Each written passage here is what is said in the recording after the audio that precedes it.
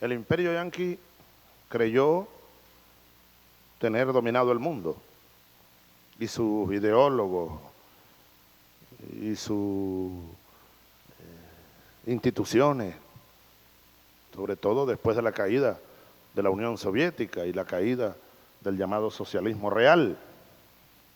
Recordemos esos años, ¿no? Finales de los 80 y comienzo de los 90.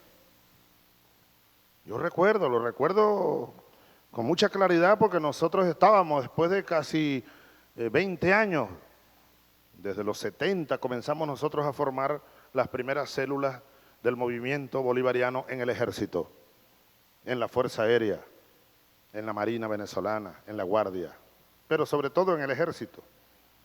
Y el movimiento fue conformándose, pequeñas células, pequeños grupos, de jóvenes oficiales, jóvenes cadetes, jóvenes soldados, sargentos. Los hijos del pueblo, cansados de que nos utilizaran contra los trabajadores, contra el pueblo. Nosotros, los hijos de Bolívar, ese gran soldado, utilizados por el Estado burgués, donde estábamos insertos, utilizados a su vez por el imperio yanqui, mientras saqueaban nuestro país, mientras se llevaban todas nuestras riquezas, comenzando por la riqueza petrolera. Entonces recuerdo muy claramente que nosotros avanzábamos, ¿no? Finales de los 80, oye, cuando en esos años es que cae la revolución sandinista, ¿no? 1989, 90. Yo recuerdo haber visto a Daniel Ortega con Fidel Castro en Miraflores, porque yo era mayor ya, mi grado era el de mayor, y trabajaba por coincidencia de la vida y de ahí en Miraflores, en el Palacio de Gobierno. Y era aquellos días de febrero de 1989, tomaba posesión Carlos Andrés Pérez y ocurrió aquí la llamada coronación de Carlos Andrés Pérez. Vino Fidel Castro, Fidel vino a esa, yo lo vi, me pasó ahí cerquita, iba con Daniel, iban rumbo a la oficina del presidente y yo me les cuadré, por supuesto. Pasaron. Y yo los veía, bueno, como lo que son, dos gigantes. Y uno pensaba, el día que nosotros aquí nos alcemos, el día que tumbemos estos gobiernos, bueno, tendremos que irnos allá a hacer las relaciones correspondientes. A los pocos meses cae Daniel Ortega, es decir, llaman a elecciones y pierden las elecciones. Eso fue para nosotros un duro golpe. Y bueno, comienza a tambalear la Unión Soviética, el muro de Berlín, y vino el desastre del llamado socialismo real.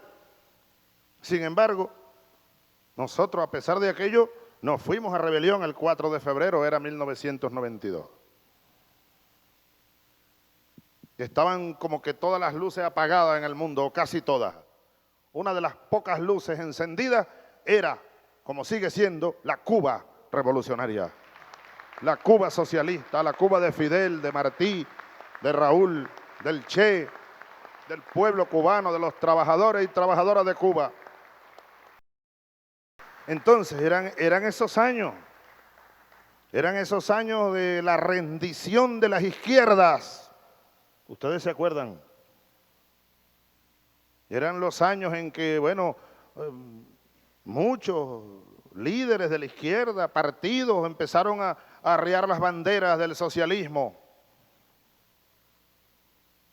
Empezó la negación de Marx, de Engels, de Lenin, de Mariátegui. La negación no, era un error, era un camino equivocado. Ahora vamos a buscar el camino de la democracia. Fue aquellos días, o fueron aquellos días, en los que Fukuyama escribió aquella tesis, o lanzó aquella tesis, el fin de la historia. Fin de la historia. Tumbaron las estatuas de Lenin. Desaparecieron como por obra de magia o arte de magia de las librerías, los libros del socialismo o de las tesis socialistas.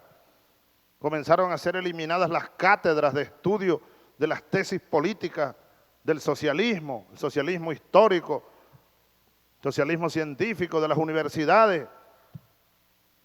Se acabó la historia, pues, se decía. Y aquí en este continente, bueno, entonces se desató la oleada neoliberal y el llamado consenso de Washington y nacía la propuesta del ALCA. Yo recuerdo clarito